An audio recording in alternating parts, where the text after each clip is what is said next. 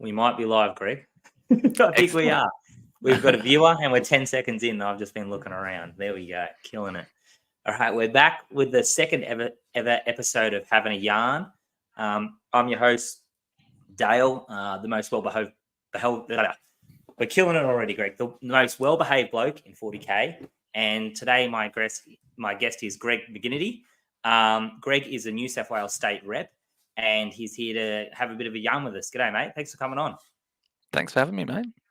No Most worries. important question on having a yarn. What are you drinking tonight? Some real cheap Aldi beer. It's a wheat beer by a whisk beer by a Munich whisk beer by Polana. I don't know. It was $15 at Aldi, so Love it for a poor pack of 500. So it's not bad. It's not bad. And I heard you were off the grog, mate. Off the grog at the moment, yeah. Training for a half marathon for some stupid reason. So okay, yeah. So destroy your body, but don't destroy your liver. I like it. Exactly. Give the liver a break. What's the missus think? Have you lost any kgs? Yeah, she hates me because I have lost some kgs and she hasn't. So she's filthy about it. That sounds about right. Mine's trying to keep me fat all the time. You should see the servants. But anyways, thanks for coming on.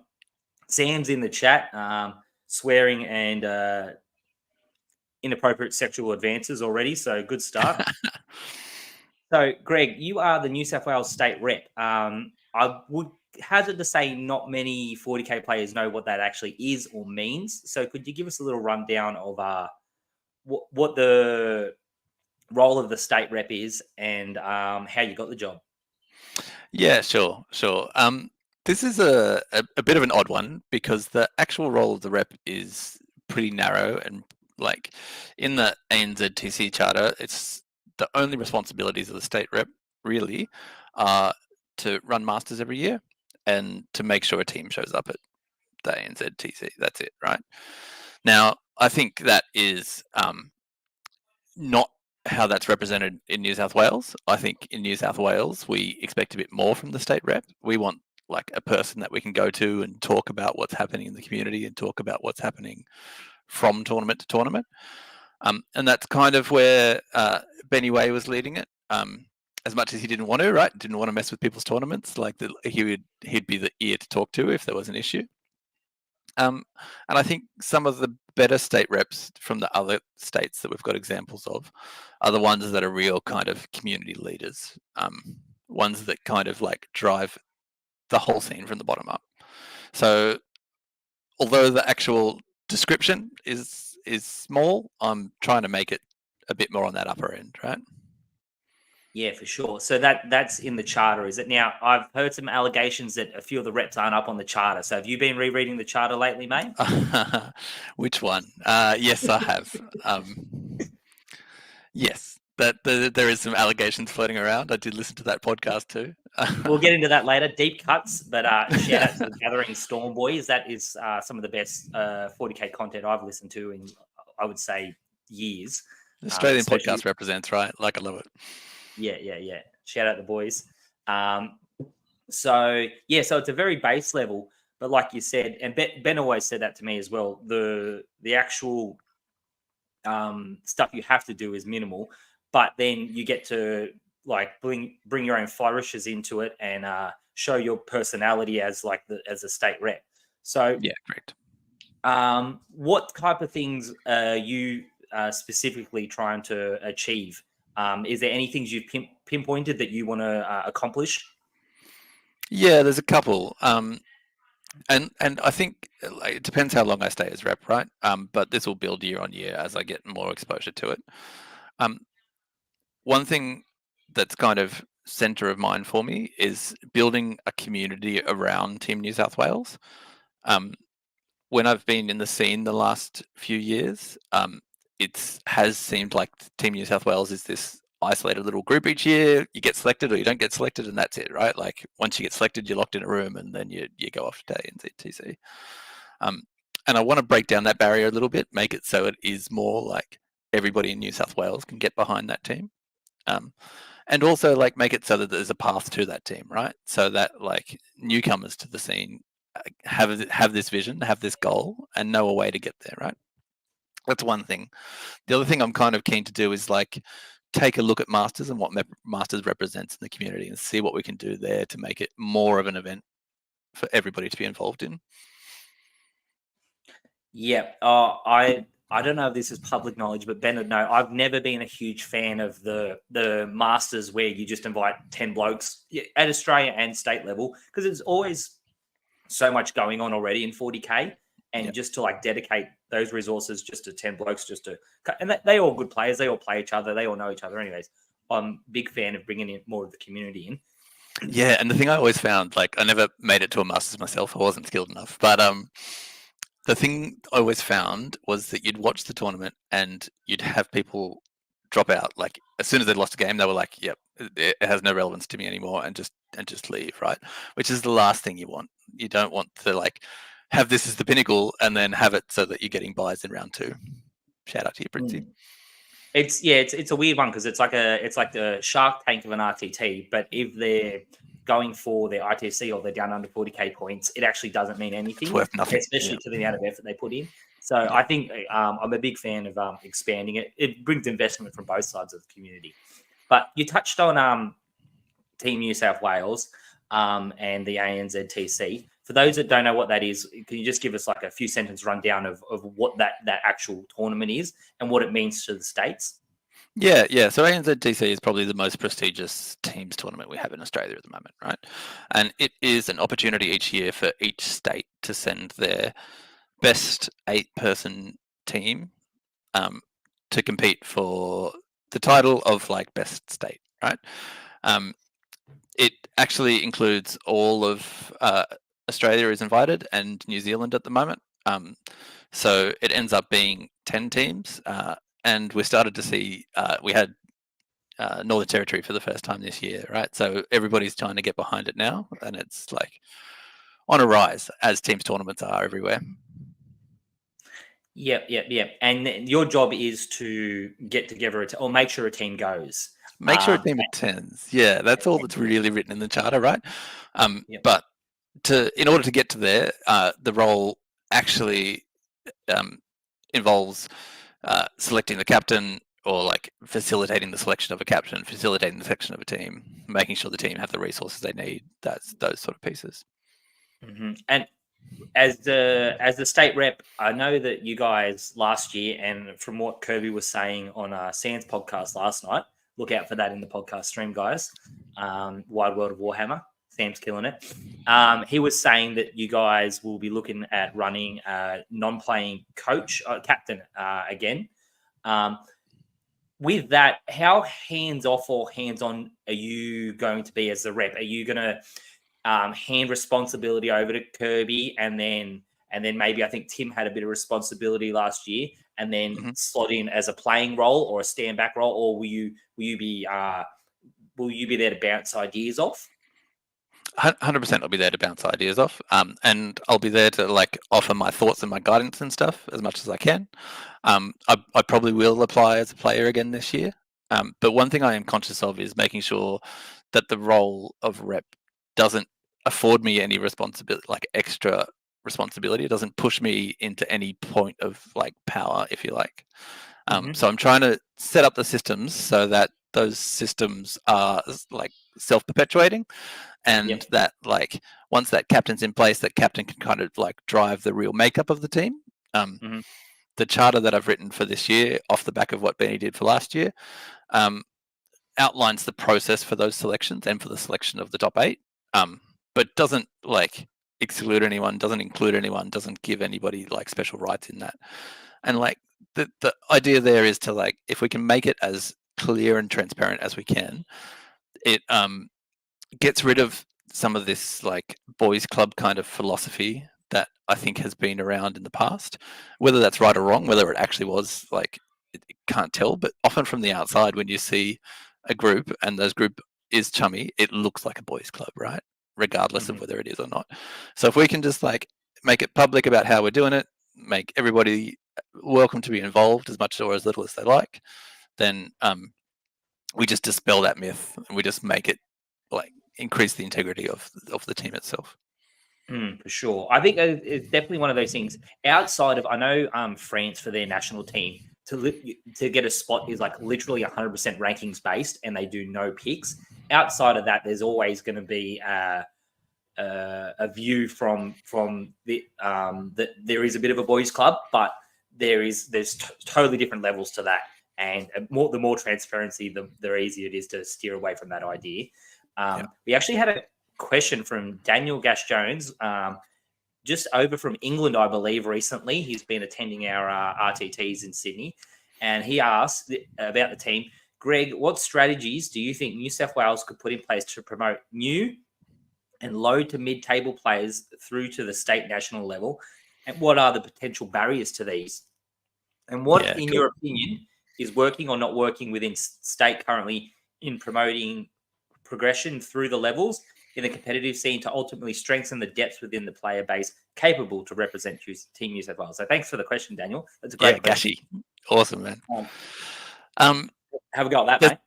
Yeah, there's lots of layers there, right? And there's lots of complexity. And I think one of the key things is this like intermingling of the different tables and understanding the different ideas when it comes to the game, right? I think it's super easy to get stuck up in like list thought or like what's happening in different metas or those kind of things and get away from like what's happening on the table. And so I've gone through this journey in the last couple of years, right? So like was one of those low mid-level tables. Now I'm like a reasonably competent player, and a lot of that has been on self-reflection in the game and trying to. One of the things I really want to do is like find an avenue to teach those kind of skills, and like it's hard to do that at an RTT. Like straight after the game's finished, people always go like, "Oh, what did I do wrong? What did I do right?" It's really easy then to go like, "This specific thing was wrong," but it's really hard to go like, "Oh, you need to understand screening better, or you need to understand like zone control better," right? Like, so I'm trying to find mechanisms for ways that we can share those ideas better in the community, right? Kirby said yesterday that we've opened up the Discord permanently now. Anybody that wants to be involved in Team New South Wales at any level is welcome to come and join. I have a couple of ideas in the back of my head for how we can share that sort of information and build those lower level players up in the team Discord. Starting with some kind of like game breakdown examples. I'm going to steal some stuff off Scotty's stream and start like extrapolating on more complex ideas from there. One of the other things I'm super keen to do is have Team New South Wales training days. We obviously had those with the team itself for people that are picked, but I want to open those up as well so that if those low mid-level tables want to come and get some exposure to high level play or literally work on a concept for half a day, then we'll have space for that sort of thing. And I really think it's about like mixing like those streams, if you like, right? Like let's get those people talking to the right people, exposure to the right people, and then all of a sudden like we lift the whole community. And slightly selfishly, one of my main drivers for this, right, is if we lift that lower on that mid-table skill, it pushes the ceiling as well, right? Because all of a sudden those Brody Militons or Alex Iglesias have to like actually compete at those RTTs now, right? Like they're not just streaming through. So if we can make that the skill of the whole community higher, then the ceiling rises too. Now, I feel like I only hit like half of Gashy's question then. What was the other half? The other half, great question. What are some of the barriers, potential barriers in that so far? So what yeah. I guess the Discord would be getting over those barriers pretty importantly. Part of it. But part of the barrier we have at the moment is this like deluge of information and like this internet communication culture that we have too, right? So you can go onto, I don't know, 15 different platforms now, 15 different Discords, and get like a stream of information about what's happening everywhere in the world in 40K. But is that applicable to you and your game right now, right? And is that idea like solid? Like, or do I need to just break that down and get back to basics, right? Like, and I think that's a big barrier for players that we need to kind of like work through. For sure. I think I've always thought, at least from a tournament perspective, it's always best to grow from the middle, and then if you cater just to the top guys, you're never going to grow the middle, and then it's just going to be its own little. It'll peter out, to be honest. And one thing that it's a different thing because America's so huge, like they got 300 million people or whatever. But in America, you hear every year there's like a new breakout guy. So like Anthony Vanilla broke out a few years ago, and then, but there's always new guys. But in Australia, if you look at who are the top guys, it's been the same guys for like 5 years. Chris Wright's been a weapon for 5 years. Matt Morrisoli's been a weapon for 5 years. Eric Thuris is always a weapon. And I think part of that is just we don't have and we'll never get to the American level or even the English level just populated. But you need to have just like a swell of mid-table grubs, but they all just want to have a crack every time and all want to get better. And you just need to grow that middle, and then they're just going to shoot up because I think that's definitely a big thing anyways. Yeah, I agree with that. But I also I think so I've been back in the scene for, I don't know, 3 years now, right? I think I've played Chris Wright twice. I think I've played Solly once, right? But I've played people like Jordan or Joz, right? Like every weekend for like the last like 12 months. And like that constant reps into those higher level players make a big difference.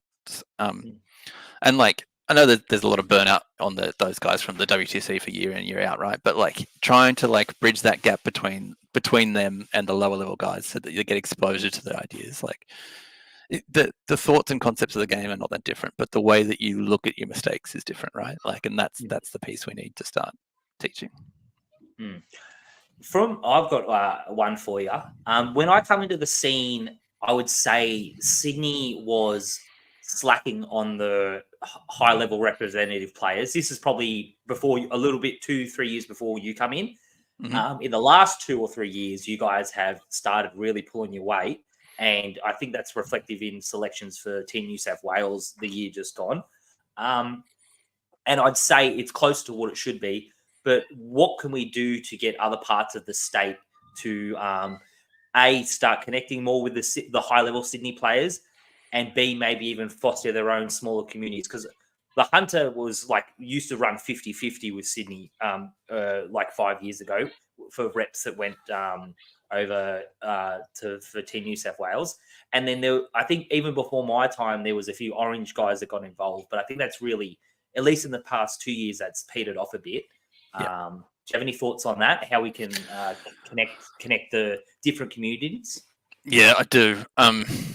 So I think like we need to understand where those communities like drive their information from, and try and draw them back into the wider community, right? I think it's a little bit disjointed at the moment. And as an example for that, I started playing 40k again with a group called Inner West Warhammer. They started up like just after COVID, and they're a group of guys in the Inner West now that's probably like 60-70 members, right? Like another little group that don't come to tournaments at all, that are just floating around. And they run their own Discord, they run their own like WhatsApp chat. Like there's a lot of communication happening there.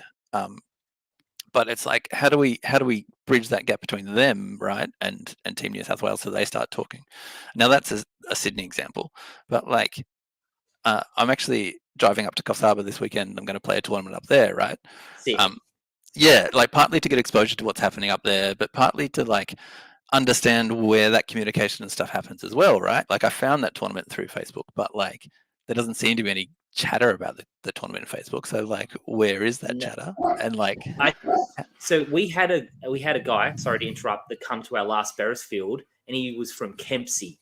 And I said, how did you find out about us? And he didn't even know us. He didn't know about the New South Wales tournament page. Didn't know about our tournament page. Down Under 40K has got over, I think, 1,100 likes now. Never heard of us. The algorithm never gave it to him. He just found us on BCP and then just rocked up without knowing anyone. But like, he goes to tournaments up that way once a month. Like he goes to whatever's going on, whatever. I think he said he travels out to Armidale every now and then and makes the cost ones.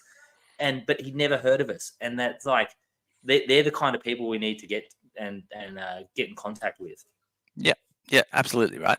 And then once we've got contact, once we're communicating, then like we invite them to the Discord as well. We share the information with them about what's happening with Team New South Wales as well, and they can share it with their local communities. So that we can, it doesn't have to be that we guarantee we're going to take a player from every region or whatever, right? But it has to be that like if we're talking to them, if they know we're around, then they're like more than welcome to try out. Like they're more than welcome to set a goal to come to. Like, the more people we have, right, the better the community is going to get as a whole. So if one of those people were listening now, they kind of don't know anyone that's currently involved in the setup, what would be your first bunch of steps to get them? If they were like, I want to play for Team New South Wales in 2 years' time, what would you tell them to start doing right now? I'm gonna put my surname in my display right now so people can spell it. Okay. Is there a bit of chat in the? Yeah. Oh, yeah. Here we go. Yeah. Find him on Facebook. Please. Find me on Facebook. Shoot me a message. I'll give you an invite to the Discord and come in and just listen, or come in and chat, or come in and ask questions. Do whatever you like. But like, the best first step is to be part of the community, right? Exactly. I love it. All right, let's get a little bit more serious about the Team New South Wales chat. I was quoted by myself in the Discord as mentioning bed shitting on day one. We ended up coming 5th, I believe. And I think it's a fair in my head, as someone that knows nothing about anything, I think New South Wales has the player base that we should be disappointed if we don't podium. Does that make sense? Like that should always be a goal. So can you reflect a bit on the 5th place? And maybe Kirby did a really good breakdown of it yesterday. So maybe not like a deep analysis, but like maybe just a little bit of a lessons learned and what we're looking forward. Are we going to do anything different next year? Yeah. So I think one of the biggest lessons there that I took away was that the team's world is different to the singles world, right? Like, and we all know that. Like, there's been a bunch of five-person teams in New South Wales, right? But there was only one player on that team who had played 8-person teams before, and like, for me, that's kind of like we need to think about that when we're thinking about the team as a whole, right? When we're not playing like 7 singles games. And I think you can get away with that in 5s, all right? Like you can write 5 good singles lists and then just fall back on player skill. Whereas I think we need to think about it as an 8-person team, as an entire team, right? And I think for me, that's one of the reasons, like starting this process earlier in the piece, like, and we won't necessarily name a team early, right? But we'll get people involved and start building towards it now, so that we're skilling up for that sort of thing. I would say that like what you say about podium every year, right, is super interesting, because like we think of New South Wales as the big dogs, right? But do we play as much 40k as New Zealand do, right? Like we lost to New Zealand. Do we play as much 40k as like Perth do? We have no idea, right? Like we don't know what's happening in those communities. So it's kind of arbitrary to go like we're going to podium because we're good enough, right? And that podium, I think, in my mind, should be a reflection on our community, our skill, and our practice, right? Like, so if we're podium every year, we should be putting in the hard work to get there. And I think that's the goal for this year. Like, let's build that. Let's build the understanding of 8-mans. Let's like work on those pieces. I'd say we should expect the podium cheekily, because when you actually look at it a little bit deeper, any deeper than that, Queensland are the big dogs, but then WA, Vic with Morrisoli, and then us are all very, what I would consider, any of those 4 teams would all want a podium, but someone's missing out every year. So it's and actually New Zealand North are bringing the heat as well. So yeah, right. That's like, it's definitely, but in saying that, I think all of those 5 teams should aim for podium every year and should be disappointed if they don't make it, because like That's just like you do need to have somewhere to aim for. No. That stat from Kirby was crazy last year because you say, like you said, when you think about it a little bit deeper, in reality, I was like, oh yeah, New South Wales, we've got podium the last 2 years before, done well. But then he goes, only one player's ever played an 8-person tournament. That's an insane stat to take a team away with. And like I didn't know that until he said it. Did you know that? We didn't even know it till we'd left the tournament, right? We were talking about it afterwards.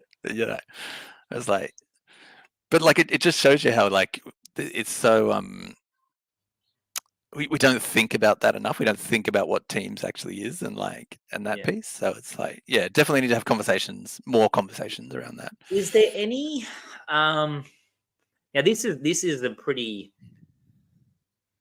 pie in the sky type scenario, but is there any chat for fundamentally changing the way that New South Wales as a state plays 40K and values tournaments?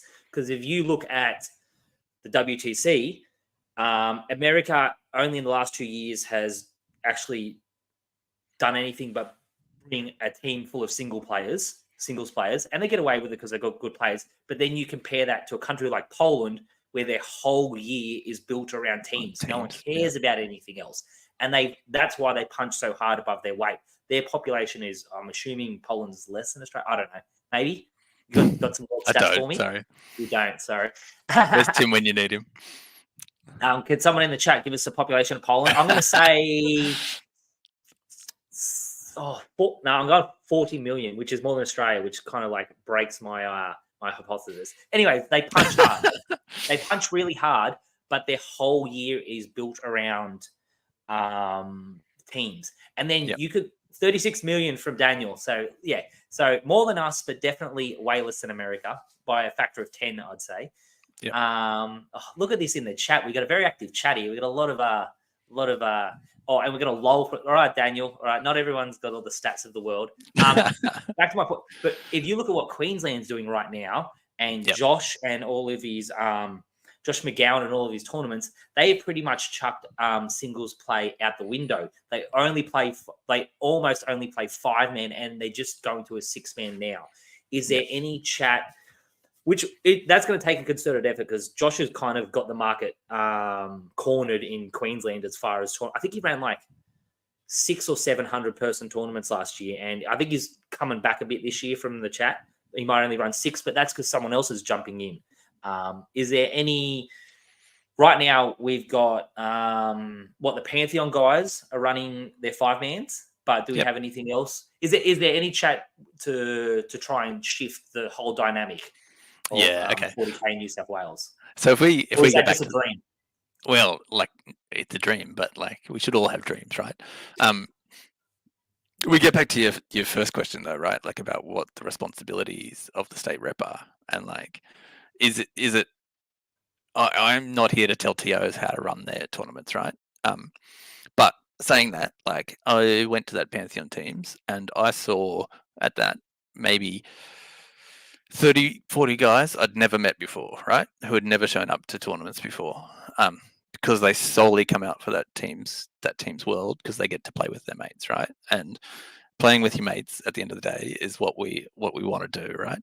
So I think the more that we look at it, the more that like teams will become like a staple way to play it. Saying that, I personally, like, I don't know if this is correct or wrong, but I would hate to see the singles world completely die, because I do think there is a lot of kind of skill expression in singles and like playing out of your bad matchups, right? So I think I'd love to see some sort of balance there where we're like, I don't know, every second month we have a teams tournament, every other month we have a singles one, and like we all get the best, right? As the premier tournament runners in the state, are you guys going to start dropping some teams tournaments? You say that, but I've got a semi-retired Ben Way as part of Down 40K. So if you can convince him to come out of semi-retirement, and then we might have to set up a fund, a babysitting fund for my child and my second child that mum wants, because that's the two big differences with from when we were running big tournaments and now. I've got a family, and Ben's having a hiatus. So, but I've got my little disciples. I've got an army of Bens. Did you know that? I do. That's great. I've got a Ben Way, I've got a Ben Hater, and I've got a Pommy Ben. If you're a Ben and you would like to run tournaments, hit me up, because I've got a great track record with Bens. But yes, no. I haven't even told any. This is why we have Aldi beers and have podcasts with Dale. I haven't told anyone this year, not even my TOs. I want to run 4 2-dayers next year. I just need someone to yes. Love it. I've been planning it in my head for about 6 months, but if you need to talk to Ben Way, and I'll talk to Ben Hayner, and we can make something happen. Anyways, now with the state rep, one of the things that come up is hosting New South Wales. ANZTC. New South Wales hosted it 3 events ago, I believe. That's a blurry time in my mind. It seems like a lifetime ago that we did that. Yep. But that went to Victoria this year. It went to Queensland the year before. Is there any appetite for New South Wales to run it again? Absolutely, there is, right? And I think it would be a great driver to build that kind of atmosphere in the community around it. So yeah, there is. The question is I don't know if I'm prepped at the moment to do that myself. So it'd be if there's somebody else in the community that's super keen to actually put that bid in, I'm more than happy to back it. But it would be one of the current TOs driving that. Well, I heard that you might be able to get a 6K grant to push towards stuff, a prepaid grant. Have you heard that one? Yeah, that one's a little contentious, but I don't dabble in politics. You are the politician, mate. I'm putting a hard word on you. Go listen to that podcast. Shout out the Gathering Storm boys. So there is an appetite, and you would be up for it, but there needs to be some driving force. Which is fair enough, because the people that don't understand with the teams is Down Under 40K ran it on behalf of New South Wales 3 years ago, and that was only the first or the second year that WTC ever produced WTC maps, and we were the first state to ever run actual maps. Before that, there was, to my understanding, I've not been as long as the community as the other guys, it's to my understanding that there was never a concrete expectation set of what terrain would be provided. And now it's gone all the way to, and you can comment on this, but from what I saw of photos at Victoria this year, they had like for like WTC maps. Was that the case? The ruins were like for like, and they were just mint. Yeah, correct. So, and for anyone that doesn't know, I'm sure you can get some good deals, but the FLG guys just released their version of the WTC maps, and they were going for $350 American per set. So just in the 3 years that New South Wales hosted it last, the expectation of the quality of tournament you need to put down is through the roof. And that's so congratulations to both Vic and Queensland for building on what we also did 3 years ago, because it's just got better every year under my understanding. So it's absolutely right. It was been phenomenal. And this is the first time I played in Diffie's gaming arena, this ANZTC, right? And custom built tables that are all like nearly at chest height. It was pretty outrageous. Lovely. I'll have to make it down there. I heard he's flying judges down. Do you reckon he'd fly me down just for moral support? Yeah. to sit behind the bar. I get stuff done. Just don't ask me rules. Righto. I think we should move on to anything else we should touch on as far as the ANZTC or Team New South Wales. The one thing I will put out there is just a shout out to anyone that if you have a competitive bone in your body, if you think about Team New South Wales at all, please just reach out, just join the community. It's there's no elitism, there's no like expectation. Just come and like maybe all you want to do is just show up at training days and like have beer and a sandwich or something, right? Have a chat to some people, then like that's totally fine too. The one thing I'll add is I've seen it, especially with this year's squad. There has definitely been a clear line in the sand that there is a zero dickheads policy, and you could be the best player in Australia, and if you do not represent the state well, you will not get taken. And that the performances you put onto the other states is just as important as the performance that you put on at the table. Is that a fair? That's what I've seen just looking from the outside. And that is 100% true, right? Like, you mentioned the French selection, right? Going purely off numbers before. Our selection numbers is like a third or fourth factor, right? And integrity and sportsmanship is number one.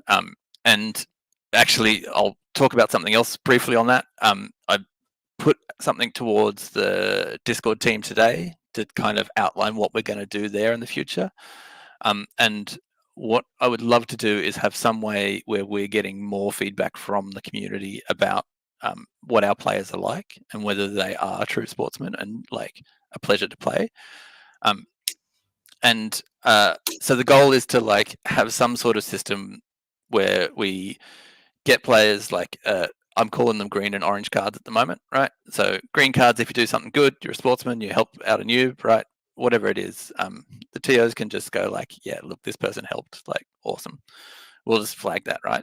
And like another card system where we get something wrong, right? And it's not meant to be a punishment because we all get things wrong in nearly every game, right? But it's a way for us to go like, oh yeah, okay, we are still doing that. So how can we, as a team, like iron those little errors out?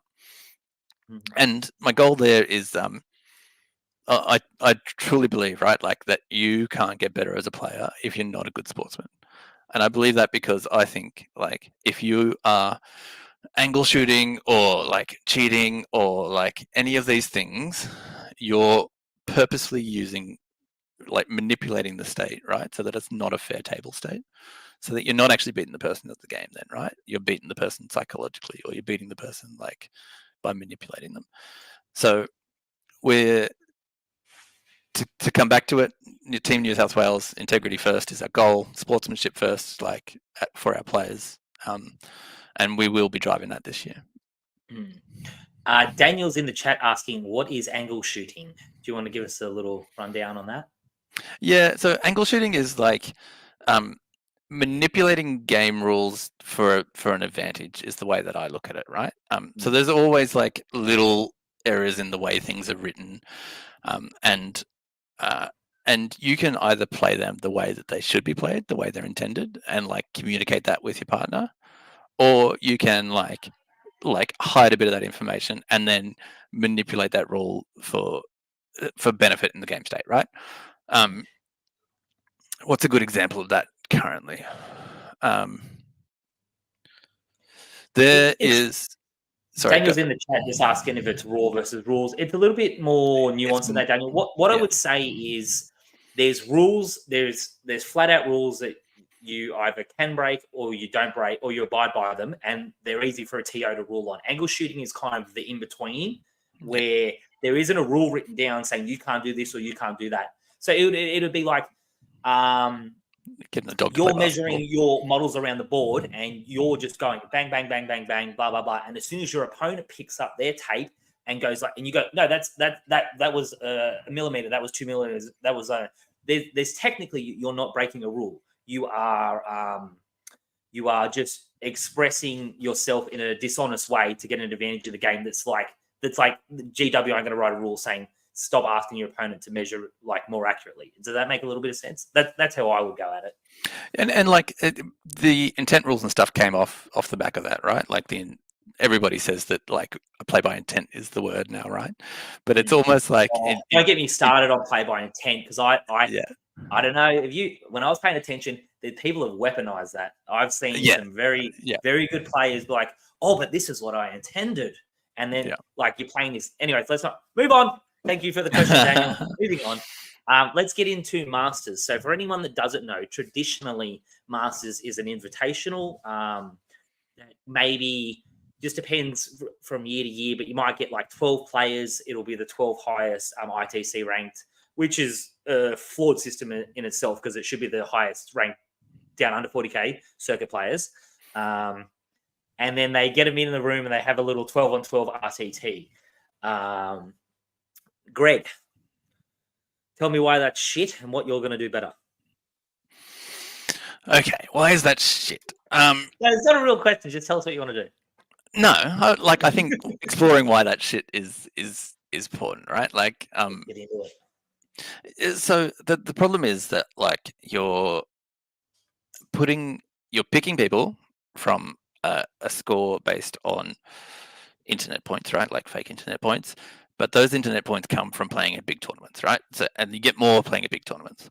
And then we're going to put you in a group of 12 people where you're not going to score any of those internet points. And we're not necessarily going to give you a prize. All we're going to do is just give you the prestige of saying you're the master of New South Wales, right? Like, so it creates this environment where, firstly, like the tournament is very low impact, but secondly, because it's like a win or nothing tournament, as soon as you've lost a game, there's no reason to keep playing that tournament, right? So as soon as a player would lose a game in the old Masters, they would just walk away from the tournament, right? Because there's no reason to keep playing at all. So what do I want to do? There's a couple of things I really want to get out of Masters, right? I want to turn Masters into a community event, firstly. Get everybody involved that I can. Secondly, I want to, if I can, use Masters mechanism to fund Team New South Wales, and to fund those training days, to potentially take some of the burden of the travel off if we can make enough. We'll see how we go.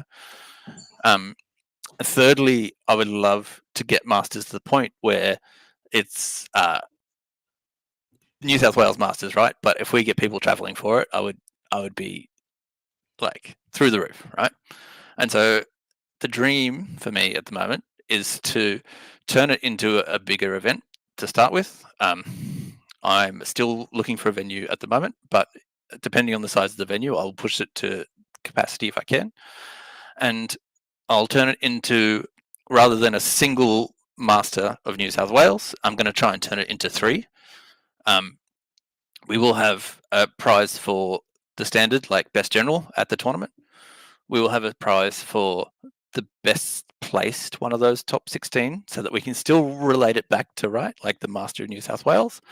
And we'll have a prize for Renaissance Man. So Renaissance Man, for those that don't know, is a combination of player skill and hobby skill. And I've been working in the background with a couple of guys on like what that hobby rubric would look like too, so that we can have like a defined, this is like what we expect from your paint standards if you want to compete for that component. And so we'll build this up year on year, right? I'm not expecting it to go through the roof. But if we can get it right, and if I can get it big enough, then I'll, the goal is to apply for golden tickets and have it as a golden ticket event to make it a big draw card. And then just like give back to the community as much as we can, right? Like I'm not going to make any money out of this event. Everything that we make off the back of it will go to Team New South Wales. Lovely. I like it. Ben Brown in the chat, Dale, is down under 40K supporting a big Masters event? If not, why? Well, you're the best TO in the state, mate. So you do whatever you want with your little. Nah, it's all right. We'll get around it. Renaissance Man is Ben's chance to actually win a prize. Oh, yeah. Well, actually, that means if down under 40K has anything to do with it, as always, our policy is you cannot collect prizes. So you better hope we're not involved, Ben Brown. Well, that sounds very exciting. I think one of the things to take away from that was the fact that you're still looking for a venue. I honestly think that is one of the reasons why Sydney wasn't pulling its weight 5 years ago and still kind of doesn't as far as big events go for the population size. Can you talk about some of the challenges of finding a venue that will host 40K in Sydney? Yeah, so it's been a real chore. Like, first challenge, like, and the most hilarious one, I think, is just the cost of some of these venues. For like, I was getting a bit desperate, so I reached out to ICC just to see what their prices would be. They were What's that? $11,000 a day. For Um, non-Sydney people, what's ICC? ICC is the big convention center in the city. Lots of spaces that aren't that big, aren't that fancy. Their smaller space was $11,000 a day. But even like, for instance, my local town hall here is like $2.5 grand a day. And For a those hall. for a hall. Oh yeah, let's go! Wow. Yeah. So that, like, that's the first one, right? And then the second challenge is that, like, even those spaces, right? Like that local hall that we're talking about.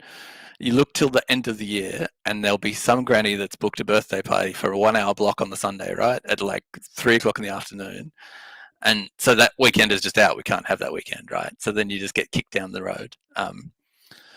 So like, there's that sort of challenge. Then there's the place that we've started to see more and more of the events held in Sydney is RSL clubs and clubs like that, which are great, already licensed, already got a bar, already got food, like those kind of things are great. But even the prices of those, like centrally compared to the further out ones, differs like drastically. And those spaces, although like perfectly functional, can be a little bit disjointed and a little bit hard to like get the equipment in and out of. It's there's lots of little hurdles there, right? Like building up to be like a real chore. I've got a winner, I think, at the moment, but I'm just pushing for dates. Okay, lovely. Yeah, we were looking for before we found the Beresfield venue, I was looking at community halls and stuff around Newey, and every Saturday, yeah, they would book for 2 hours in the middle of the day. And I'm like, and they booked it out for the year. And I'm like, no, I want to rent it for 10 hours. Take my money. What do we got? We got Daniel in the chat said venues for Cron and Dice are both really good. Yeah. And I'm sure you've been talking to people about that as well, Greg. I have. Yeah. You have. And then we hopefully some big stuff out west from Daniel. He wants some. I think the west is like someone just needs to find a great venue out there, because the one thing that I've learned is that 40K players will go anywhere and do almost anything if the player count is big enough. I fly to Adelaide once a year to drive 30 minutes into the suburbs and hang out at a basketball court in a suburb of Adelaide.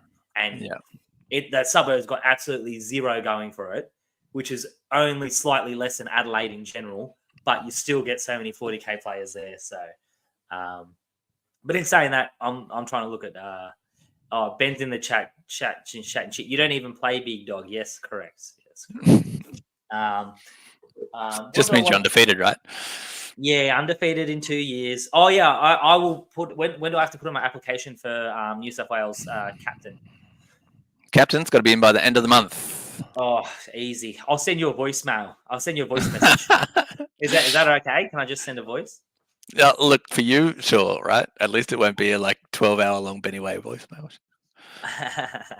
All right. Anything else we should touch on for Masters? We got some grand ideas, and it's a work in progress. Oh, actually, what I was going to say, you mentioned both funding Team New South Wales and all that type of stuff. Obviously, going around the state costs a bit of money. And then also just like your games days, everything like that, shirts on your back. If a sponsor would be looking to back either the Masters event itself or Team New South Wales coming around, should they just get in contact with you with their proposals? Yeah, please, that would be amazing. And even if you just want to like shoot the breeze, talk some ideas, then like happy to have sponsors as well. Lovely. I like that. I think I'm going to do Dan Under 40K is going to do performance-based sponsors next year. So if you win it all, we're going to give away some big cash prizes, and we'll trickle down from there. How about that? How does that sound? I've not run this by anyone yet, and it probably won't happen, but I like it. Anyways, I wanted to touch on what the hell is a Down Under 40K factory team? Because I'm a founding member of Down Under 40K, and I have no idea what that is and what's going on with you blokes. But you seem to be dominating the ITC rankings. Yeah, it's best team in 40K in Australia, right? Like, what else can I say? This is a team that came together out of a group of us that have been playing together for a while now. One of the key members is Ben Brown, who's obviously part of Down Under 40K, and a bunch of us were just putting Down Under 40K as our team name, right? Because we just didn't want to hit each other first round at tournaments, and we thought, like, rather than put your name into disrepute, we would break off and make our own team, and was named the factory team after Formula One racing. They're like sub teams they have off there, so that's who it is. And now it just happened to have, I don't know, 3 people that have been top of the ITC already this year. You know, just a humble brag. Lovely. Oh, actually, while I'm talking about that, we've got some new Down Under 40K objective markers, and I've had 0 purchases from the factory team. Can you explain that, Greg? Who do I have to talk to? Oh, Gashi, where are you, man? Gashi was desperate for him the other day. I've not heard. I'm going to do a big run soon, but literally this week, for anyone that's listening, we got a bunch of blue Sydney-themed neoprene objective markers. It will be. You don't own anything, Tim Sunderland. When do you get stuff, Josh? We're gonna put the order in soon, Josh. Follow the Facebook page, Josh. You'll be right. I'll keep everyone updated. We're gonna just put a big order in, and then we'll hand them out at events. So get around that. I've also got some other stuff lined up, but that's we'll see in the next few months. I reckon we start wrapping it up, mate. Let's think off into the far future. You're an old man. You've probably, your hands are too gnarled to pick up more than 10 dice at a time and roll them, and you finally step down as New South Wales rep. What have you achieved, and what is the vision that you have materialized for the whole state? Oh, I don't know that I've thought that far ahead. Well, you haven't thought until you're like your 70s, so you. Well, I don't think I'll be state rep that long. I'll be state rep as long as I'm providing value, right? And providing value to the community itself. And what does it look like? What I'd really love for it to be is a place where everybody's welcome in the community, right? I feel like we're most of the way there in tournaments and stuff already. I want to get rid of like any thought that going to tournaments is intimidating. I think that just needs to like go. I want New South Wales to be all of New South Wales to be inclusive, right? Like I'm sure there's great players in like Albury or in like way out west, right, that we've never heard of. So I want to break down those barriers a little bit. And then I just want to put some systems in place so that the year-to-year flows and people know what to expect and know when things are coming and how they're coming. And like Gashi asked earlier, like what that path is for new people, right, to get to team, to get better, to improve. That's kind of like the goal, right? Like if that takes me a year, amazing. If it takes me 10 years, that it is what it is, right? Like we'll just work towards that. Lovely. Great answer. I think that's a good, we're just coming up, getting close to the hour. I think we'll about wrap it up. Any parting words on top of that, mate? Any people we need to shout out? Anyone to thank? You got any more hot exclusives you want to drop on the community? I'll shout out the New South Wales team from last year. I think 5th was like a good placing for us. Like it was an absolute pleasure to play with all those boys. I think Will did an amazing job as the first non-playing captain. It was like, I'm sure, like an absolute chore for him to, right, watching the games play and not being able to actually step in anyway. Big shout out to like the coaches this year too. Tim did a whole bunch of work on the merch, got all the kind of like components going, and the other Tim Sunderland like was just a monster when it came to data this year. There was just a constant flow of information from him. It was absolutely awesome. And Ben Hayter as the third coach was like biggest back in 40K, carrying around Brody's bugs for him. That's probably all the shout outs from me. Shout out to my team too. Yeah, best team, South Pacific. Let's go. Lovely. We've got one last comment from Ben Brown. Greg, is New South Wales open to Queensland? And I would like to build on that. There's been a current trend of states boycotting other states. Allegedly, no one's admitted to it. Is there any states that New South Wales should not travel to? Do we have a travel ban to anywhere in Australia? We do not. We do not. We're all inclusive for travel. We have a travel encouragement to everywhere in Australia. Like, get out there, play with all those boys. Like, fuck the politics. Sorry, I'm allowed to swear on your podcast. Fuck the politics. Let's play 40K. All right, everyone. Thanks for tuning in. Thanks for coming on.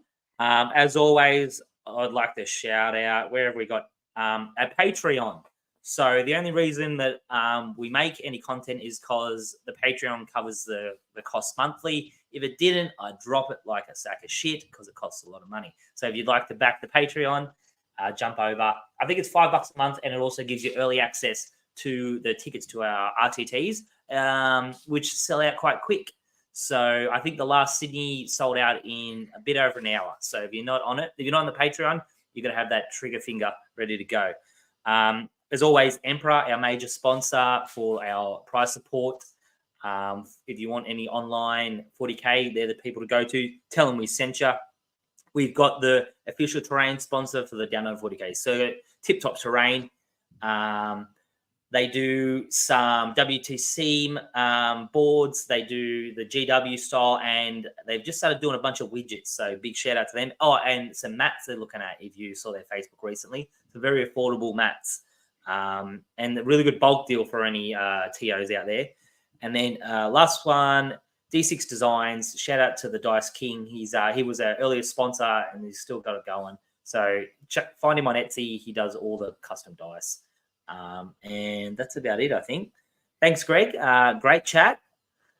Thank you, mate. Pleasure to have a yarn. I reckon, yeah, it was a good little yarn, wasn't it? Let me know when you're back on the piss, and we'll have another go. And I reckon we can get a little bit more loosey goosey. And when Adelaide next year for sure, mate. When I make veiled political statements that I really want you to bite on, maybe you'll bite on some of them. All right. Love it. Too easy. All right. See you around. I'll send you a 5-minute voice message. Can't wait. Cheers, Chip. All right. Thanks, everyone. Thanks for tuning in, and we'll talk to you next time. If you haven't listened to Sam, he literally did a breakdown for New South Wales run with Kirby last night. It'll be on the podcast soon, and he also chatted to a player from China. So Sam's killing it. Get around it. Love yous all. Hooroo.